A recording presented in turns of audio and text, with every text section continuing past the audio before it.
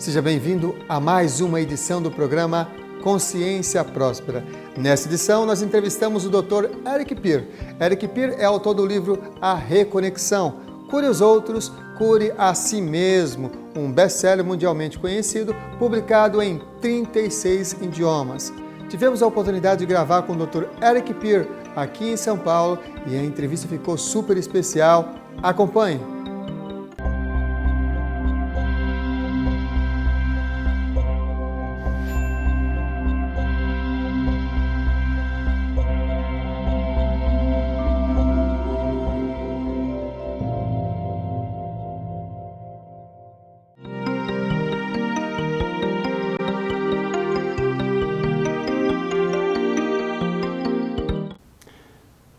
Love is a word that has many interpretations and meanings depending upon the context of how it's used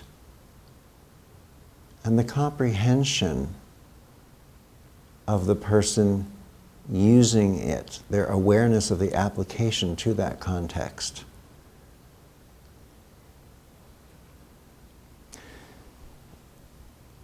Love in the healing world, we give it meaning.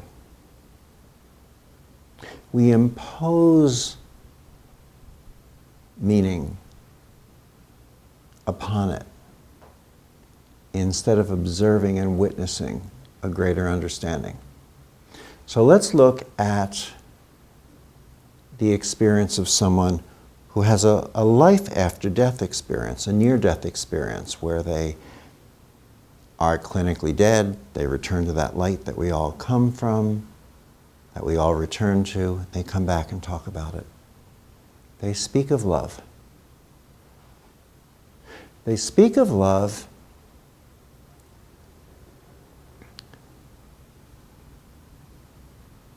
and they explain that we here have no words to describe the love that is experienced there. It is not an emotional love in the way of tears. It is not a needy love in the way of relationships that incorporate jealousy, ownership. It is an existence of relationship with everyone. Everyone. And our essence and our source. Now, to me, the love of healing is that love. We bring it down into the healing world. And then we impose human definition on it. We say if we feel a love for the person we're working with, then we will feel their pain. That's really ridiculous. Feeling someone's pain during the healing process as you are facilitating a healing for them does not allow you to be a pure witness, observer. It's almost like an actor who's supposed to play the role of someone who's drunk. And instead of being in a pure, clean state to truly embody that role to their highest skill, they decide they're going to get drunk instead. And then they can't act. When we're busy feeling the pain of the person on the table, we're taking ourselves out of the role of healer. Healer meaning the person who is both the witness and the witnessed, the seer and the seen, the observer and the observed. We love that person so much that we allow ourselves to detach from their pain. Now, when we come from ego in the healing process, then we say, oh, but I can't help but feel their pain. That's how I know where their problem is.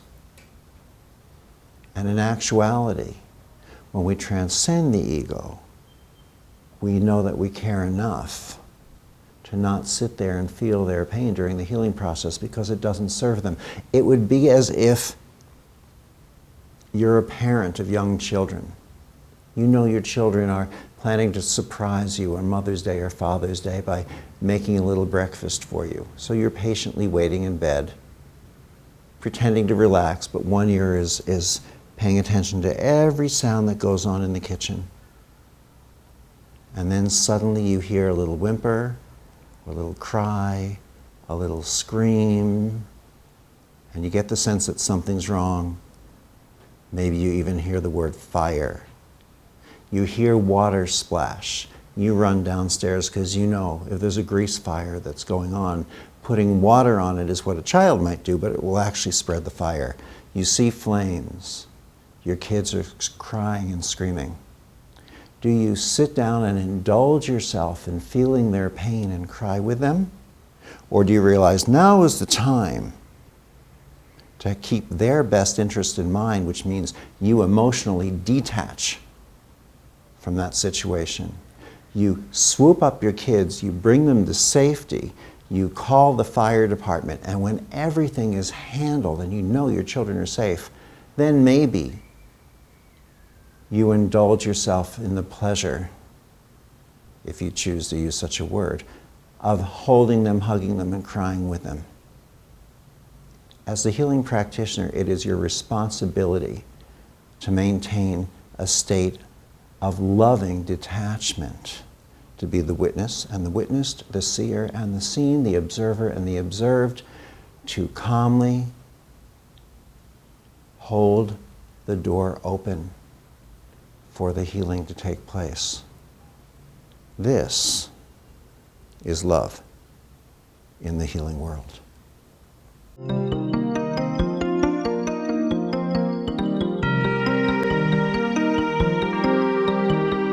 My greatest belief, my greatest understanding is that this lifetime is not a one-time situation. It's part of a greater picture that we cycle through many lifetimes as different learning experiences. That there are old souls, there are new souls. That when we leave this physical body, there's more. That we return to a light where there is beauty, peace, love, not boring peace like sitting around on a cloud strumming a harp, but there's comprehension, there's understanding, there's beauty, there's meaning, there's growth, there's experience, there's love. Great love. We understand the things that we didn't understand in life. Why the earth is round, why the grass is green, why the sky is blue. We're given insights and understandings. We realize that there's a reason for everything. And everything makes perfect sense. And we choose, or it is chosen for us, that maybe we return, recycle through different lifetimes for different lessons.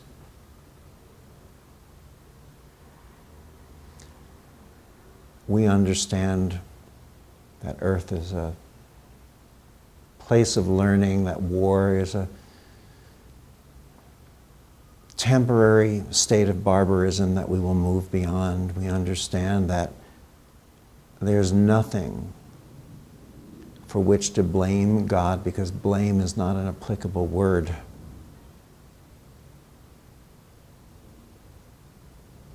even for horrible things that seem to occur.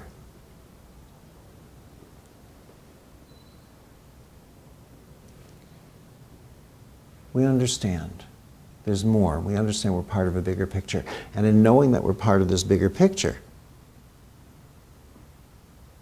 we want to do an even better job each and every lifetime that we go through. There's not an end. This is my belief. Now the question that I was asked is, what is my greatest belief and what is my greatest doubt? I'm going to shift that a little bit. I'm going to change doubt to what is my greatest fear.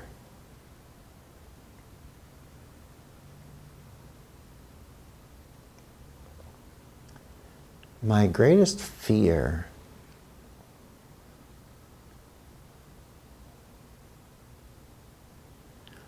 are that my perceived realities might not be.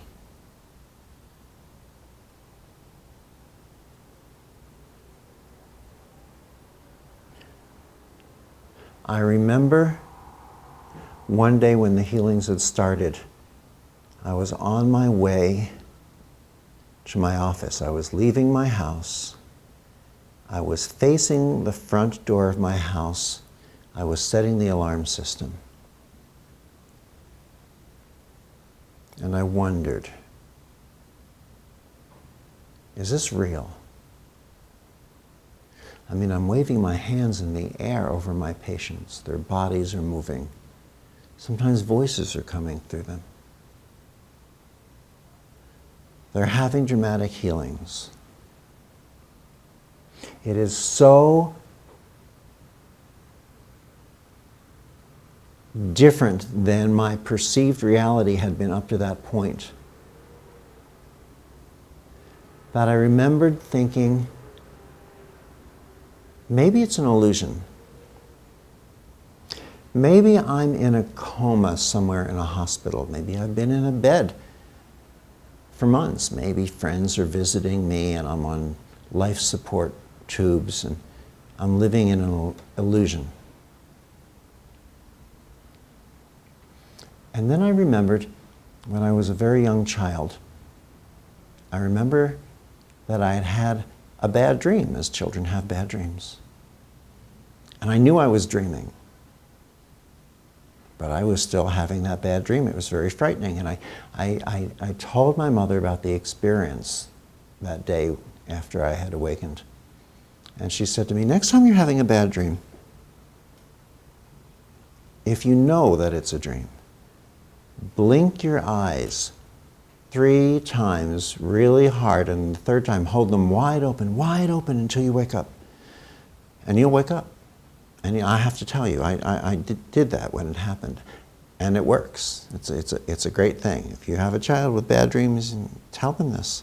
It really works. So there I was facing the front door of my house where none of my neighbors could see me. I thought, what if I'm in a coma somewhere? This whole thing that is so beautiful, so exquisite, that has taken over my life is just an illusion. I'm in a hospital bed. How do I know this? So I blinked my eyes 3 times, and on the third time I held them wide open really hard. I didn't wake up. So either this is not a dream, or if it is, you're in the dream with me.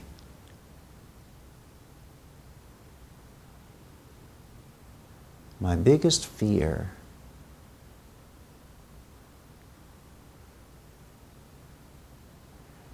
is that all of what has been going on with reconnective healing isn't real.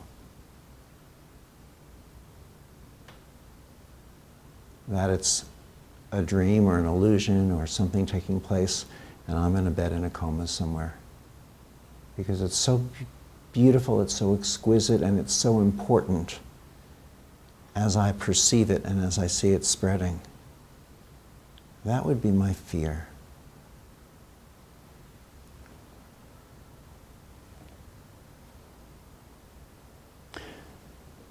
My other fear is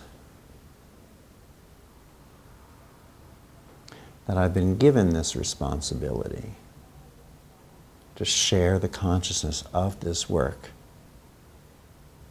to spread the awareness of this healing, to get it to a point where it's sufficiently recognized on this planet. So when I do leave my body, it continues. To get it sufficiently understood on this planet. So when I do leave this body, the people practicing the work don't start to worship the golden calf, metaphorically. Don't all say, and now we're going to add healing techniques and healing toys and trinkets and wands and pendulums, etc. My greatest fear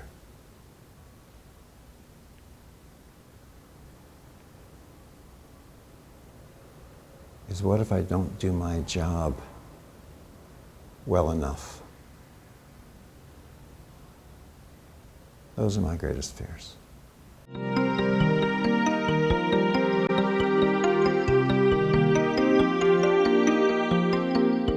Consciousness is a multi-tiered word, because when we think of being conscious, we think of being cognizantly aware.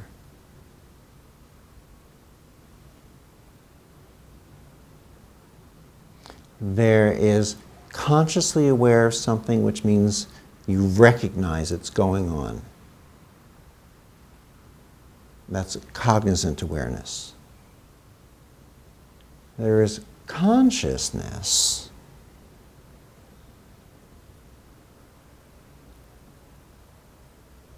which is a universal intelligence and awareness, which is not only within what we consider life form as human beings. And of course, here there's a debate as to whether or not animals are conscious or fish are conscious, because a lot of people with a very limited perspective feel that only human beings are conscious, feel that only human beings have souls, feel that only human beings think. And you can't really observe animals consciously, cognizantly, and not recognize that's within them also. Consciousness is an awareness and an interaction of information, of what's going on. Information and interaction occurs everywhere. Even in seemingly inanimate objects, such as a rock. A rock couldn't hold its molecular shape without some form of an informational exchange. Now, at what point does that informational exchange become what we acknowledge or recognize as being conscious?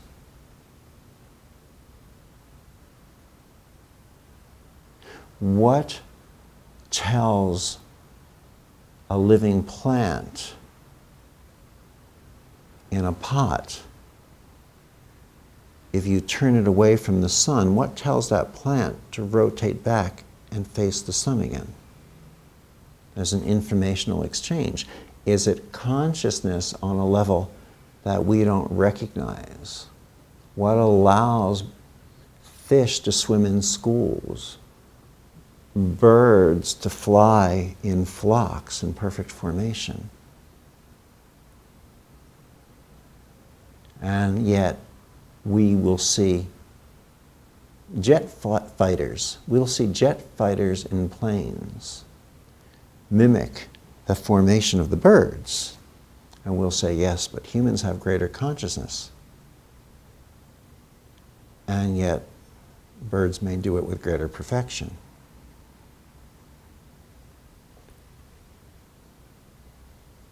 Sometimes we are not aware of our consciousness. We say, well, this person is not aware of anything, or they've been in a hospital bed in a coma, so they haven't been conscious. And yet afterwards, we hear that they were aware of what was going on around them, and others were not aware. So I think what happens is we confuse consciousness with being on or off, depending upon whether the consciousness is a cognizant, aware consciousness, or whether it's a universal intelligence, a consciousness on a greater plane, a non-verbal communication. It's a fascinating concept. It's a fascinating concept. I would love to be able to say, here's the answer. But I don't know the answer. I don't know how to define it. We're limited by our four-dimensional linear languaging, and this is a concept that is not limited to four-dimensional lineality. This is a concept that is not limited to 4 dimensions or to being linear. It's by far more multidimensional. And the discussion of it enhances our consciousness because it gives us growth, because our growth here, at least in this 4-dimensional plane, does not come so much from the answers as much as it comes from the seeking of the answers. It doesn't come so much from the answers as much as it does from the discussion of the questions themselves. And the discussion of question enhances consciousness.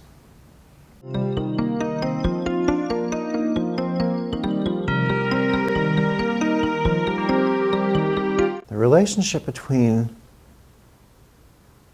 spirituality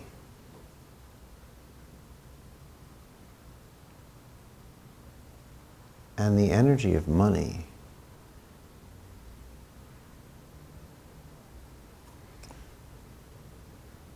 well, you see, there's no separation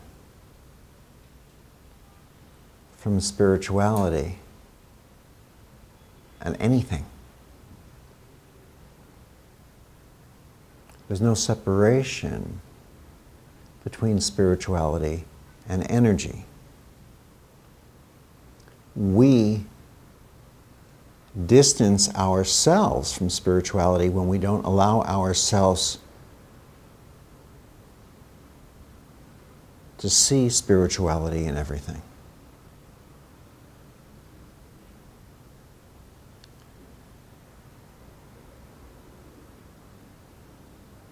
Recognizing that the exchange of money is an exchange of energy, is an energy flow,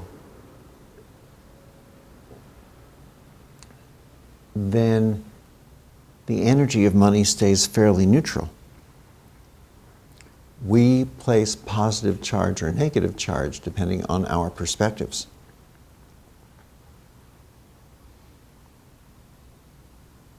We quote the Bible.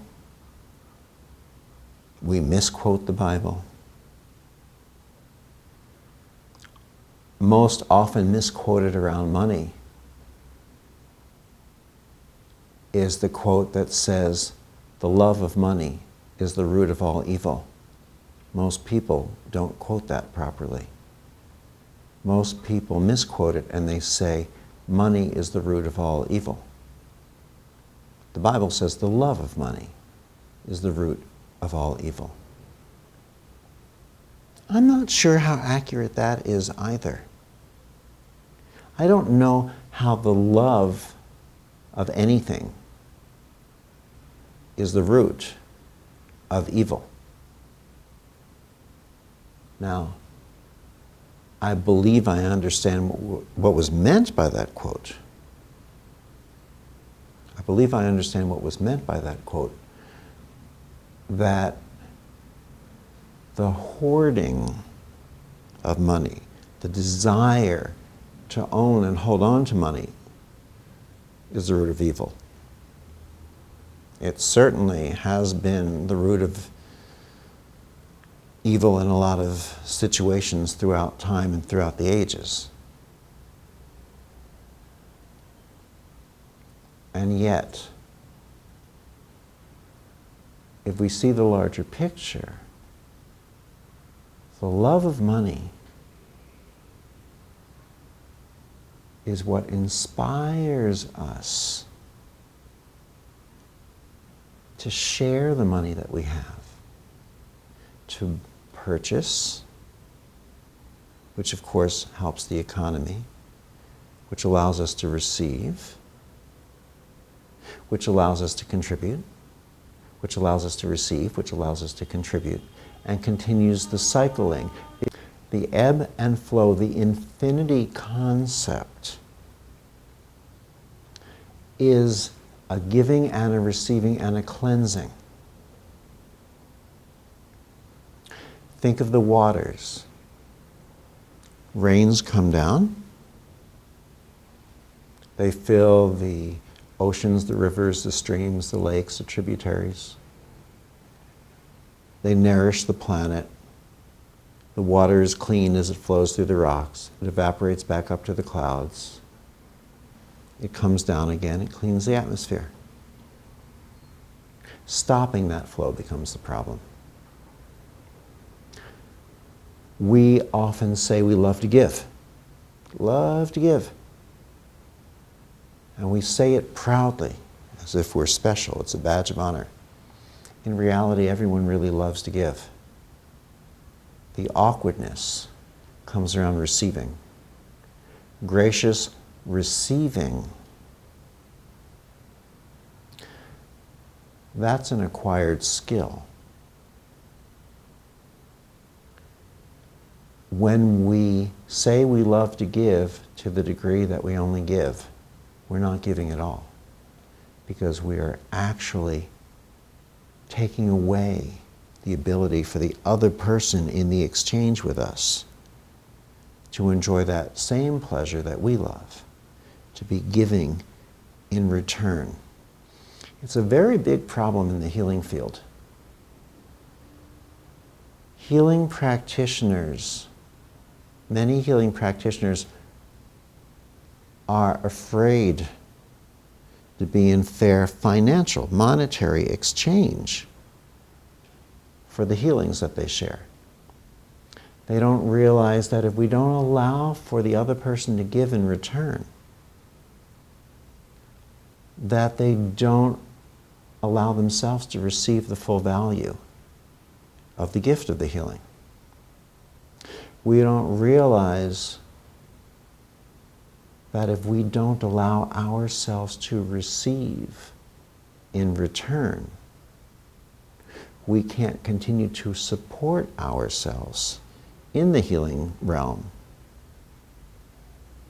so that we can go forward day after day, all day, every day, earn our livings by facilitating healings for others.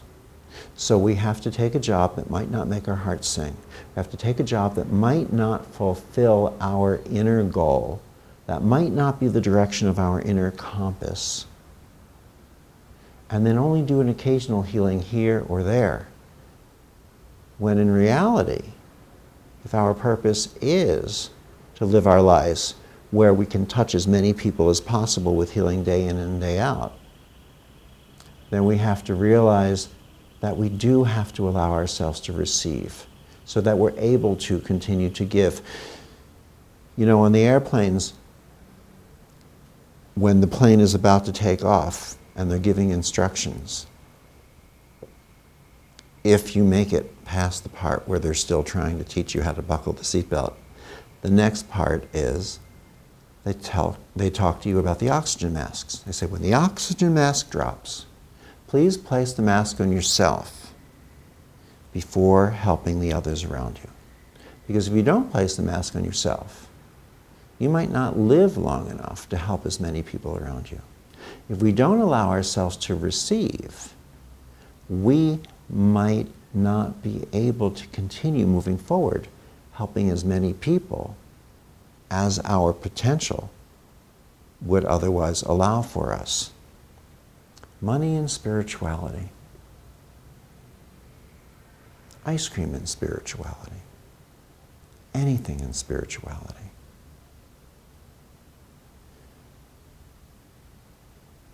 The spiritual person sees spirituality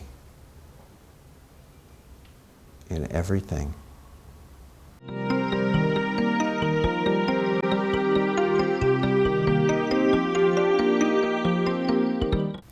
Many people look for the meaning in their lives and they research it logically. We have logic, we have emotion. Logic is no match for emotion. I don't know that we'll find the answer to what is the purpose of our life from logic.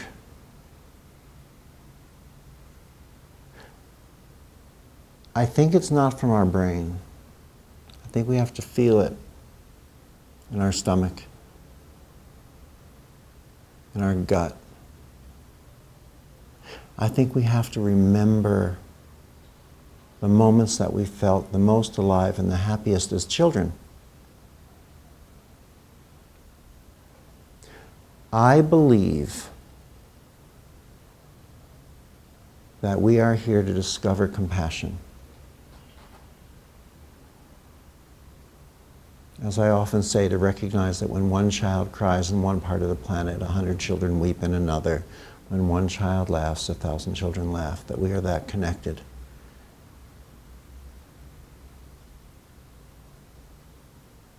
To recognize that we really are all one, and to see ourselves in others, to learn,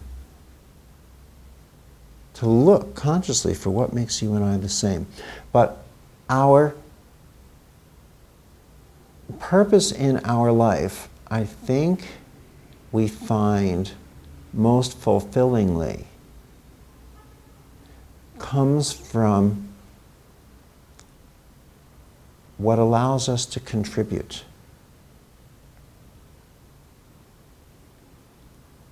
Our nature is to help one another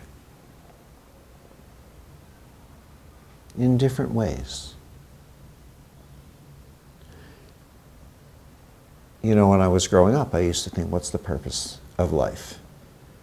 I looked around and, you know, people were born, they grew up, they got married, they had kids who grew up, got married, and kids who grew up, got married, and had kids. It was just seemed to be a cycle. I remember going through school and they offered me a list of potential careers, and none of those careers seemed like something I wanted.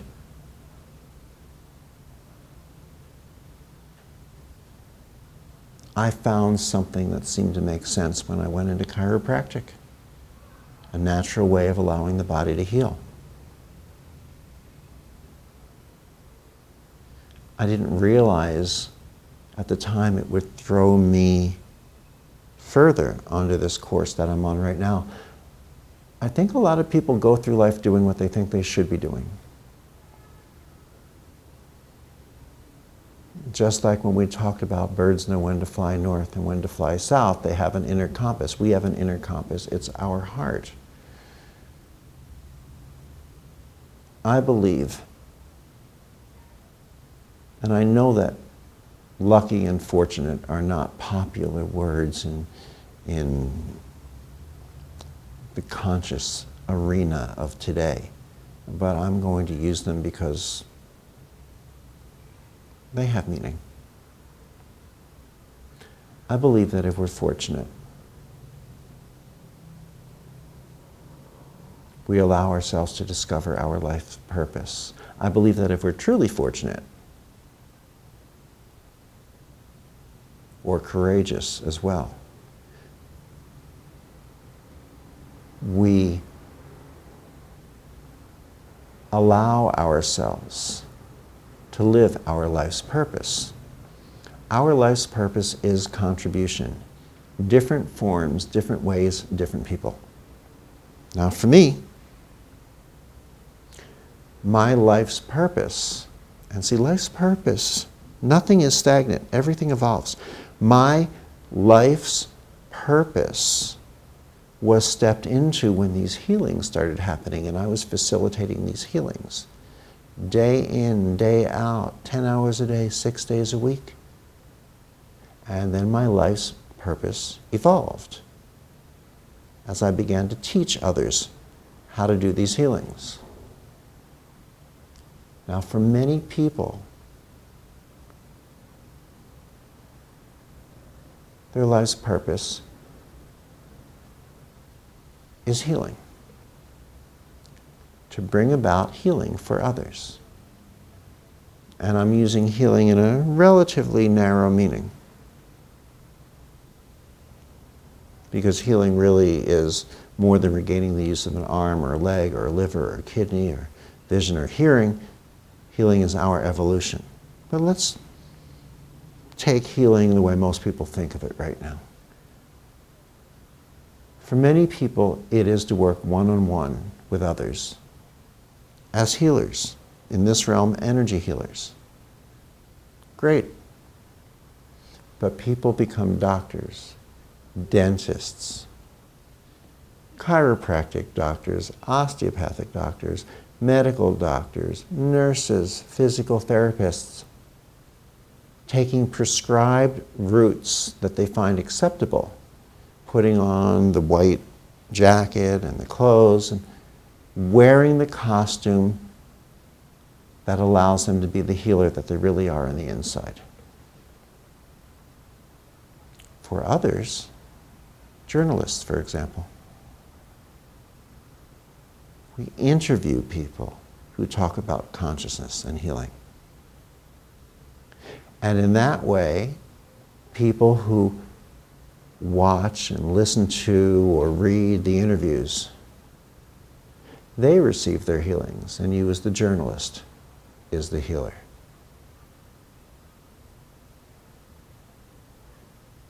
Mothers, as well as fathers, are healers. Everyone's a healer.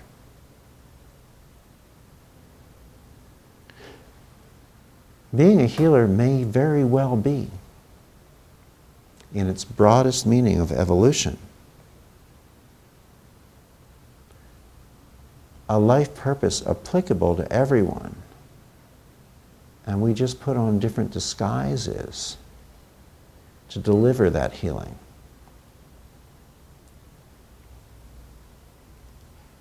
What's our life's purpose? How do we find it? The compass is internal. If you tolerate your job, your profession, your career, you might not be living your life's purpose. Your heart knows. What makes your heart sing? I'm not saying don't weigh and evaluate the situation with logic also, but don't make the choice from logic. Make the choice from your internal compass.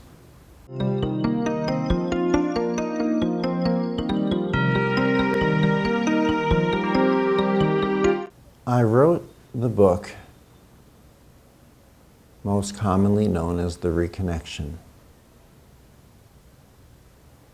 I remember the day I was sitting down with people talking about what should the title of the book be. Should it be Reconnective Healing? Should it be The Reconnection?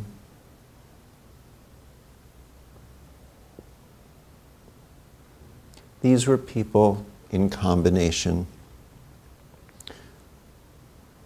with marketing consciousness, with spiritual consciousness. They liked the sound and the feel of the reconnection. And of course, the publisher believed it should have a title and a subtitle. So the subtitle was debated. Should it be Heal Others, Heal Yourself, or Heal Yourself, Heal Others? Now at the time, self-healing was a predominant level of consciousness. Me, self, heal me, all about me.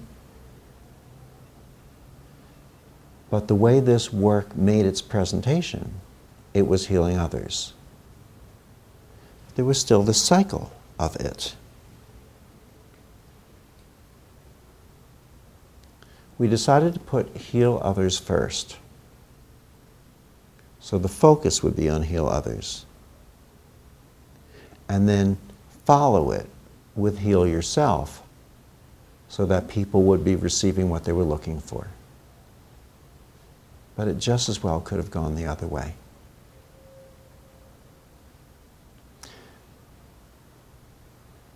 It's not which comes first in a cycle of infinity. It's more about the relationship and the consciousness. This is a time where we are here to learn compassion. Again, how do we learn compassion? By seeing ourselves in others. What are we taught? Not to see ourselves in others. We are taught to say, what makes my little Johnny special? And we say, Johnny, you are special and unique and you are different than everyone else because of this and this and this. And Johnny starts to pride himself on what makes him special and unique. We don't do this only with individuals.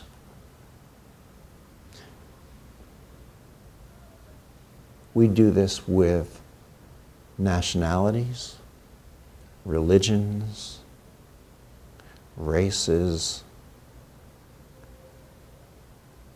We tell our children they're special because they are black, white, or Asian. You're special because you're Irish, Italian.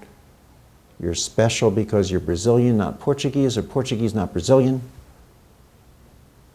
We have the t-shirts that say, kiss me, I'm Jewish, kiss me, I'm Catholic,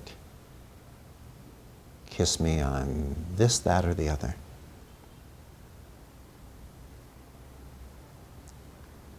We are afraid to look at others and ask, what makes you and I the same? We don't think about it because we hide that question behind fear. The rays of the sun individually come down onto the planet. But each ray of the sun contains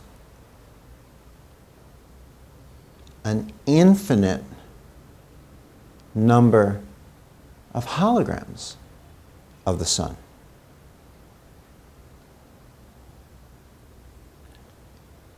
They're all and each fully representations of the sun here on Earth.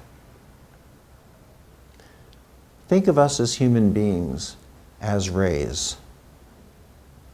Each of us contain an infinite number of holograms of, use the word God, use the word love, intelligence of the universe. When we start to see that we are each total representations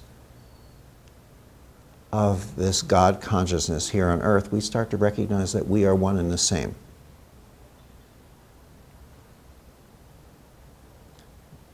But we fear being the same because we're afraid we will lose our individuality, because we believe our individuality is our identity.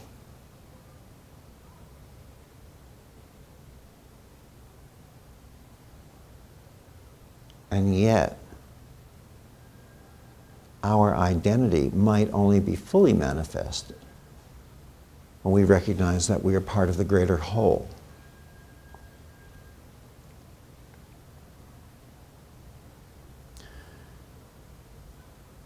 Our thoughts, our consciousness, our choices, our decisions, our actions tend on a relatively foundational or base level to come either from fear or love. Fear, lack, the illusion of limitation, of darkness, of separation, the need for judgment and control. Or from love, light, oneness, unity, prosperity, abundance.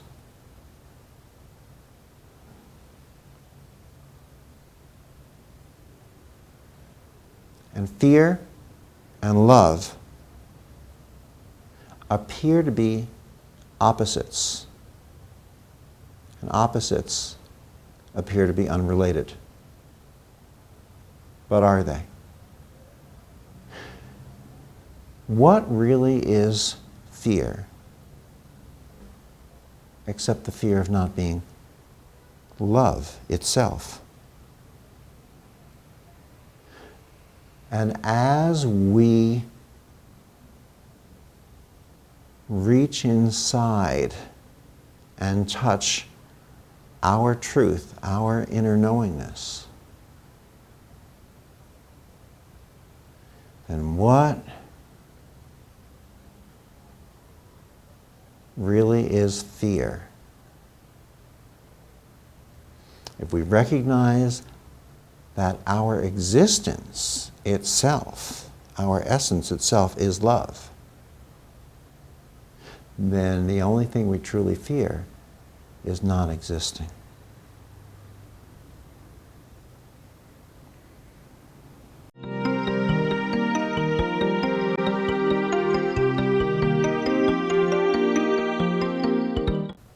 August 21st through the 25th, we will bring the new training program here to São Paulo for reconnective healing. What will happen is, on Friday night, August 21st, we'll give a 3-hour presentation where we speak about the history of the work, the theory, the philosophy, the science.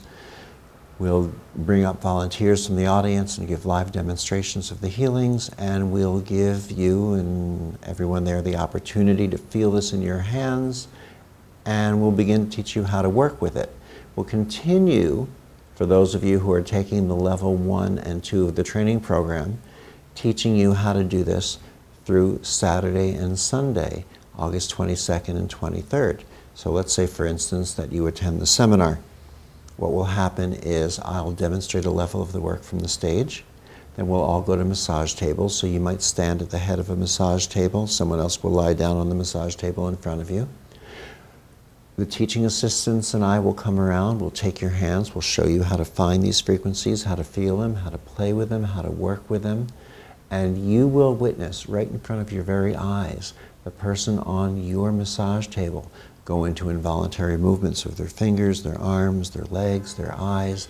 Then you'll trade places with them so that you get to experience it while they're working with you. And by the way, the entire seminar is simultaneously translated into Portuguese via headsets, and many of our teaching assistants are native Portuguese language speakers, so you don't need to understand a word of English, and I don't need to understand too many words of Portuguese.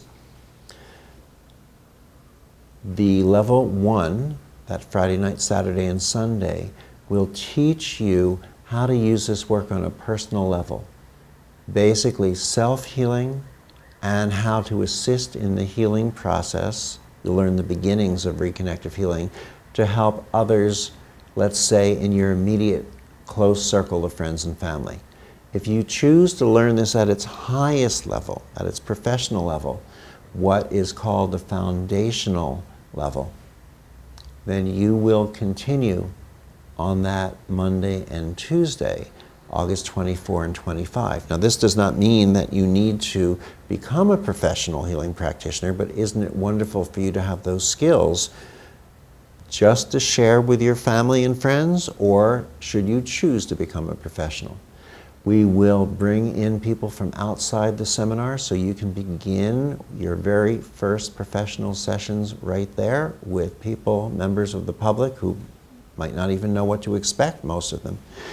We'll teach you how to do this via distance. We'll teach you how to work holographically. We'll teach you aspects of subtlety and nuance, which will bring about dramatic changes in your healings. The program, the training program, is very new now. It's very much expanded. You have much more time on the tables, much more time with question and answer, much more time to assimilate the learning, and we have many more things we've introduced into the educational process to teach you how to become ultimately familiar, aware, confident in this work, the doing of it, and the speaking about it. And by the end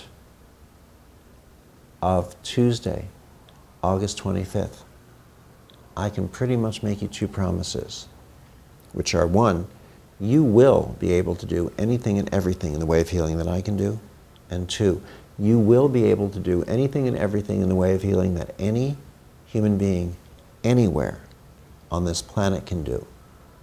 Any way whatsoever in this realm of energy healing and beyond. What makes reconnective healing so much more comprehensive than our energy healing techniques? The healing so fairly immediate, and generally not only immediate, but generally lifelong. You'll be able to do anything and everything in this field that anyone can do, whether they were raised by monks in a cave in a mountaintop in Tibet, whether they've mastered 33 different techniques, whether they work out of a church in a far-off location, as long as we recognize that the requirement to access this larger, fuller, more comprehensive spectrum of healing is that we let go of the external. We let go of techniques, rituals, protections, fear-based processes, control mechanisms, and we step in to the wonder and the willingness of allowing the perfect intelligence of, whether you call it God or love or the universe, to orchestrate the perfect healings for ourselves and for others. For more information, obviously, you can go to, just like the book is called The Reconnection, Heal Others, Heal Yourself, you can go to thereconnection.com, and I believe there's a little button you can hit that will translate into Portuguese for you.